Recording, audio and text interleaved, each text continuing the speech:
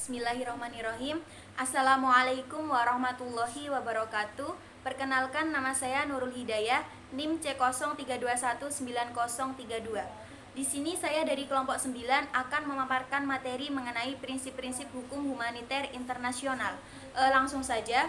Di dalam hukum humaniter internasional terdapat hal yang lebih penting seperti prinsip-prinsip hukum humaniter internasional yang dianggap sebagai prinsip yang bersifat fundamental. Prinsip tersebut antara lain prinsip pembatasan, prinsip kepentingan, prinsip larangan yang menyebabkan penderitaan yang tidak seharusnya, prinsip kemanusiaan, dan lain sebagainya. Masing-masing prinsip ini tidak hanya berdasarkan pada satu macam sumber hukum humaniter internasional saja, melainkan dari bermacam sumber. Nah, prinsip ini saling melengkapi, menjelaskan, dan membantu penafsirannya. Dalam rangka membahas hukum humaniter internasional dari sudut studi hubungan internasional, perlu pula dipahami prinsip-prinsip tersebut. Adapun penjelasan dari berbagai prinsip-prinsip dalam hukum humaniter internasional adalah sebagai berikut. Yang pertama, prinsip kemanusiaan.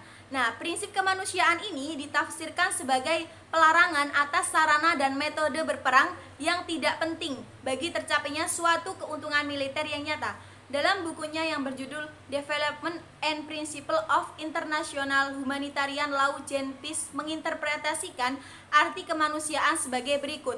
Penangkapan lebih diutamakan daripada melukai musuh, dan melukai musuh adalah lebih baik dari membunuhnya. Bahwa non-kombatan harus dijauhkan sedapat mungkin dari arena pertempuran, bahwa korban-korban yang luka harus diusahakan seminimal mungkin sehingga mereka dapat dirawat dan diobati, bahwa luka-luka yang terjadi harus diusahakan seringan-ringannya menimbulkan rasa sakit. Yang kedua, prinsip kepentingan. Prinsip kepentingan ini adalah ketentuan yang menetapkan bahwa suatu objek sipil hanya bisa dijadikan sasaran militer apabila telah memenuhi persyaratan tertentu. Nah, persyaratan yang harus terpenuhi untuk menjadikan suatu objek sipil menjadi sasaran militer mencakup dua hal, yaitu sebagai berikut. Yang pertama, objek tersebut telah memberikan kontribusi efektif bagi tindakan militer pihak musuh. Dan kedua, tindakan penghancuran, penangkapan, atau pelucutan terhadap objek tersebut memang akan memberikan suatu keuntungan militer yang semestinya bagi pihak yang akan melakukan tindakan. Selanjutnya, tindakan yang disebut di atas hanya boleh dilaksanakan terhadap objek atau sasaran tersebut sebagai tindakan militer apabila: yang pertama, tujuan politis dari kemenangan hanya bisa dicapai melalui tindakan keras tersebut dengan mengarahkannya terhadap sasaran militer. Yang kedua, dua kriteria di atas mengenai kontribusi efektif dan perlunya tindakan keras tersebut memang terpenuhi dalam hal yang berlangsung pada waktu itu. Berkaitan dengan prinsip necessity atau kepentingan, terdapat pula ketentuan sebagai berikut. Apabila dimungkinkan pilihan antara beberapa sasaran militer untuk memperoleh keuntungan militer, yang akan dipilih adalah sasaran yang apabila diserang dapat diharapkan mengakibatkan bahaya yang paling kecil bagi nyawa orang-orang sipil dan objek-objek sipil.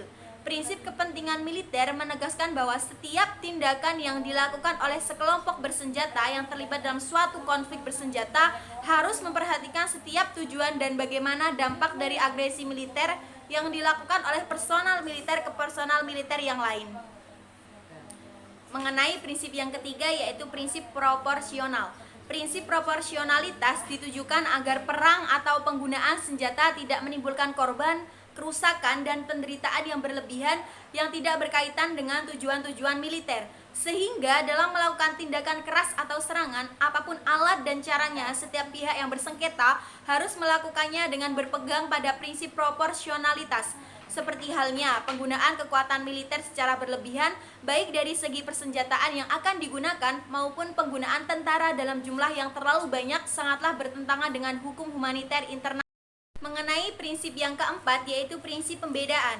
Prinsip pembedaan adalah suatu prinsip atau asas yang membedakan atau membagi penduduk dari suatu negara yang sedang berperang atau sedang terlibat dalam konflik bersenjata ke dalam dua golongan, yaitu kombatan dan penduduk sipil. Kombatan adalah golongan penduduk yang secara aktif turut serta dalam permusuhan, sedangkan penduduk sipil adalah golongan penduduk yang tidak turut serta dalam permusuhan. Perlunya prinsip pembedaan ini adalah untuk mengetahui mana yang boleh dijadikan sasaran atau objek kekerasan dan mana yang tidak boleh dijadikan objek kekerasan. Yang kelima yaitu prohibition of causing unnecessary suffering atau prinsip HHI tentang larangan menyebabkan penderitaan yang tidak seharusnya.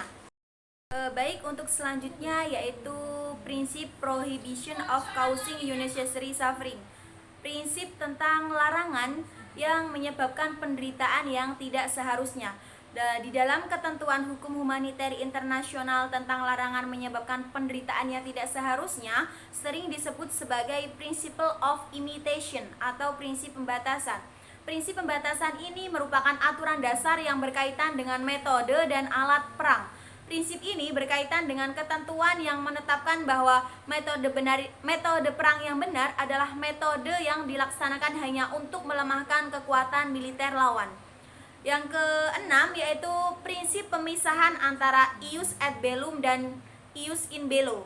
Pemberlakuan hukum humaniter internasional sebagai ius in bello, hukum yang berlaku untuk situasi sengketa bersenjata, tidak dipengaruhi oleh ius et bellum, hukum tentang keabsahan tindakan perang. Dengan kata lain, hukum humaniter internasional mengikat para pihak yang bersengketa tanpa melihat alasan dari keputusan atau tindakan perang tersebut.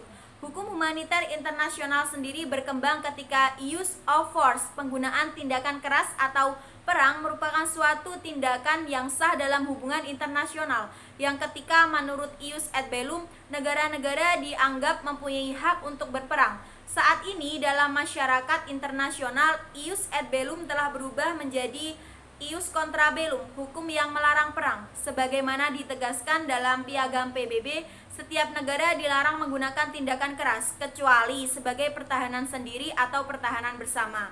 Tindakan penegakan dari Dewan Keamanan PBB atau mungkin dalam rangka menegakkan hak rakyat untuk menentukan nasibnya, perang pembebasan nasional serupa halnya dengan hukum internasional. Semua hukum nasional juga melarang warganya menggunakan tindakan keras terhadap pemerintah atau badan-badan penegak hukumnya.